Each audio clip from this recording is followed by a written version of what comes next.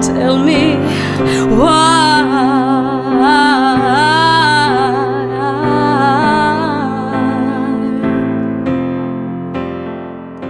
Ciao ragazzi, eccoci qua a parlare, come vi ho detto precedentemente, dell'apparato respiratorio, che è strettamente connesso, sono strettamente connessi, apparato fonatorio e apparato respiratorio. Per apparato fonatorio parliamo di un apparato che produce i suoni, gli articola, eccetera, eccetera. Quindi andiamo a vedere questo apparato respiratorio, non lo vedremo nei precisi dettagli perché non stiamo nelle scuole medie, non stiamo facendo un corso di medicina, però voglio farvi capire cosa avviene all'interno del vostro strumento e quali sono gli organi, i muscoli, eccetera, eccetera, che entrano a far parte e che contribuiscono a creare, a produrre quello che è il suono che sentite, che è la vostra voce, parlata o cantata che sia.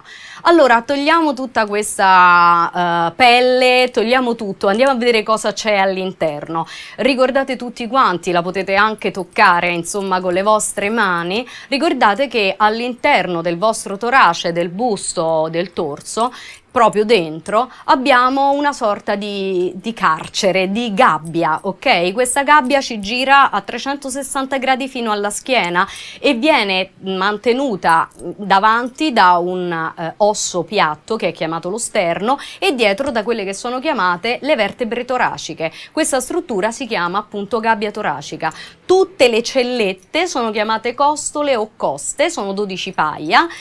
Come potete vedere, se voi vi toccate diciamo al centro del petto, a un certo punto questo osso piatto si interrompe, quindi sentirete che qui all'altezza dello stomaco, diciamo, non avete questo sterno e quindi siete liberi. Qui le coste ancora ci sono, queste coste che sono lasciate libere dallo sterno vengono chiamate coste fluttuanti e ce lo dobbiamo ricordare bene perché proprio in questa regione è posizionato il nostro muscolo più importante, il muscolo più importante della respirazione, ma anche il muscolo più importante di noi cantanti, che si chiama diaframma. Questo muscolo è un muscolo molto particolare, ha una forma molto particolare perché ha la forma di un paracadute, di una cupola ed è in pratica inserito come un cappuccio all'interno della nostra gabbia toracica, proprio alla base dello sterno e all'altezza di queste coste che abbiamo detto essere fluttuanti.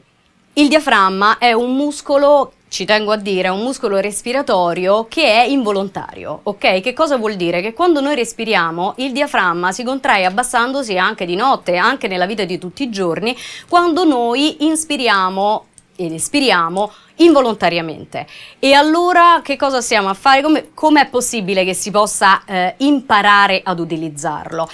È un muscolo involontario sì, ma è un muscolo che noi possiamo controllare volontariamente mediante il controllo della muscolatura alla quale questo diaframma, diciamo, si aggrappa, diciamo in questo modo, non è un termine ovviamente tecnico, però rende l'idea. Questo diaframma viene aiutato nel suo movimento, che ora vedremo qual è, dai muscoli intercostali e anche dalla parte, diciamo, della struttura addominale e di tutta la muscolatura che gira fino a dietro, fino alla schiena. Questa muscolatura è importantissima perché è una muscolatura che noi, differentemente da quella diaframmatica, riusciamo a sentire e quindi dunque a controllare, e attraverso il controllo di questa muscolatura più esterna noi riusciamo ad avere un controllo anche del muscolo del diaframma. Come funziona questo muscolo del diaframma mentre respiriamo? Vediamolo.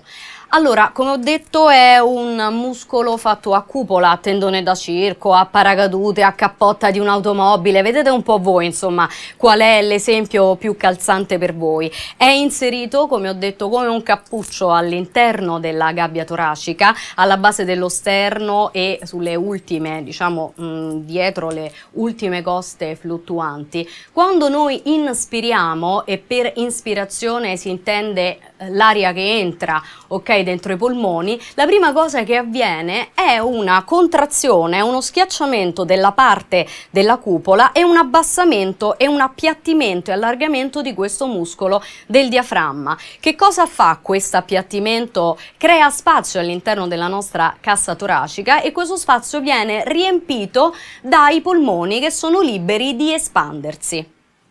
Quando i polmoni si sono espansi e quindi il diaframma è contratto ed abbassato, da questa fase in poi inizia quella che viene chiamata la fase della espirazione, quindi la fase in cui l'aria dai polmoni viene ad uscire, cioè esce e va di nuovo nell'atmosfera. Che cos'è questa respirazione? Come ho già detto, la respirazione è un meccanismo che avviene autonomamente e involontariamente. Ovviamente noi cantanti non ci possiamo permettere che questa cosa sia automatica e totalmente involontaria, perché noi dobbiamo controllare questa respirazione, controllare l'inspirazione, ma ancora di più dobbiamo controllare la fase della espirazione. Dunque, che cosa significa tutto ciò? Che nella vita di tutti i giorni dura molto di più la fase della inspirazione rispetto alla fase della espirazione, in un rapporto che sta 3-1, ovvero noi mettiamo molto più tempo, impieghiamo molto più tempo ad immagazzinare l'aria piuttosto che ad espellerla fuori dai polmoni. E questa cosa vedete bene che per il cantante non è possibile, perché il cantante, ma io direi anche l'attore o tutti coloro che parlano non in fase di ispirazione, attenzione, ma nella fase della espirazione. Dunque, che cosa significa? Il cantante deve controllare la risalita di questo diaframma, che altrimenti automaticamente avverrebbe molto velocemente, perché deve tenere questa espirazione il più lenta e graduale possibile. Come possiamo rendere più lenta e graduale la fase della espirazione nella quale si realizza la voce cantata e parlata? Ci sono degli esercizi che poi vi darò da fare nelle prossime puntate, che vorrei che faceste davanti allo specchio. Si riesce a mantenere questa espirazione lenta e graduale attraverso appunto il controllo di questo muscolo del diaframma. Controllando la risalita di questo diaframma riusciamo a cantare, come si dice, utilizzando sempre il fiato. Quindi riusciamo a stare seduti sul fiato e ad utilizzare il nostro fiato, che poi, come vi spiegherò, diventerà voce a un certo livello, per più tempo possibile, e quindi in questo modo noi non canteremmo mai in apnea, quindi senza l'aria nei polmoni. Il diaframma, come ho già detto, è questa cupola che separa a metà il nostro corpo, in particolare l'apparato respiratorio, diciamo, dall'apparato digerente, e attraverso il controllo, lo ripeto, dei muscoli intercostali, del muscolo addominale che sostiene a sua volta e di tutta la muscolatura che il diaframma incontra attorno, noi riusciamo a mantenere un'espirazione più lenta e graduale.